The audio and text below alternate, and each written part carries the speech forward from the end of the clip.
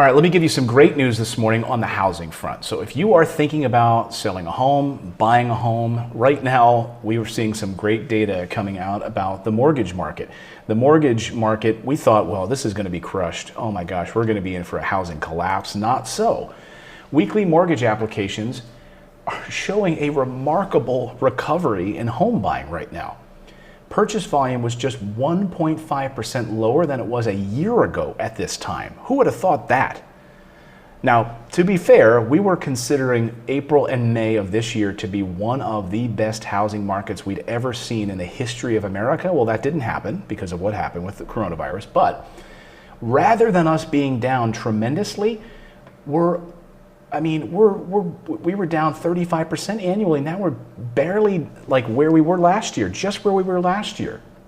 Mortgage applications to purchase a home rose 6% last week from the previous week. That's fantastic news. That's really fantastic news. So let me go a little deeper into this data because if you're thinking about selling a home right now, we have a lack of properties. There is an affordable home crunch in this country. I got an email this morning from a realtor friend up in Michigan saying they just have no inventory. Like if you want to buy a house in Michigan, there's just nothing available. Which means if you're sitting on a property, there are people that want to buy houses. And if you're sitting on it because you were scared about selling it right now, no. Now could be a perfect time to sell the home because we're seeing prices remain level. There hasn't been a big plummet of any kind of pricing. And I'm not talking about like New York, San Francisco, and those types of areas. I'm talking specifically about the heartland and more affordable homes. Applications for home purchases continue to recover from April's sizable drop and have now increased for the first 5 consecutive weeks. Government purchase applications include FHA, VA, and USDA loans, also up 5% higher than they were a year ago, which is really encouraging for a turnaround perspective. So as states start to reopen, so are open houses. Realtors are chomping at the bit to get out there. They were doing virtual open houses. Buyers have been coming out in force right now. They're wearing masks. That's fine, but they're going out to see properties. Record low mortgage rates. So I think that's at the heart of all of this, of course, is that we can thank record low mortgage rates for this news. With this record low mortgage rates down to zero, basically. Listen to this. The average contract interest rate right now for a 30-year fixed rate mortgage with loan balances up to about $510 decreased to 3.41%. 3.41% for a 30-year mortgage. And if you are a 15-year mortgage, it's under 3. It's like free money right now from banks. If you're able to come to the table with 20% down or so forth. Low rates are not, however, giving current homeowners much incentive to refinance. I don't know why. Those applications fell about 6%. I thought, holy smokes, if you have like a 5% interest rate right now on your home mortgage and you can refinance and shave 2 interest points off of your home loan right now, as long as you figure closing costs into it and you plan to stay in the house for a while, you might really want to run those numbers. Get out a mortgage sheet, get out an amortization calculator and go through it and see if it makes sense. But you could be saving tens of thousands of dollars by refinancing right now. We still expect really a strong pace of refinancing, even though it's down just a little bit with these record low numbers right now. Like Chase Bank and others had to move an entire division of people over to their refinancing department to handle all of this influx of refinancing applications. So they're still down a little bit, but not much. So overall, if we would have had more refinance applications, we would have seen a little bit of a spike higher in volume for mortgage applications. It was down about 2.6% overall. So there you go, folks. I'm excited about this. I think this is good news on the housing front. Mortgage applications rising 6% from the week before, and the Mortgage Bankers Association coming out with new data saying that purchase volume was down just 1.5%. Again, maybe this is why Wall Street is so happy.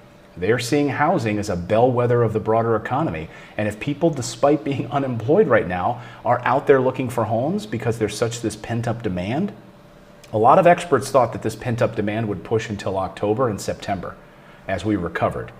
But they're not waiting. Everyone's like, I'm tired of being home. I want to go out and look at the house that I wanted to buy. Mortgage rates are at an all-time low. Let's go, honey. Suit up, grab a mask, let's get in the car and go. So Good news on the housing front. Not good news though on the housing starts front. Now my company Morris Invest, we're building a lot of homes this year, and mostly in Texas for our clients.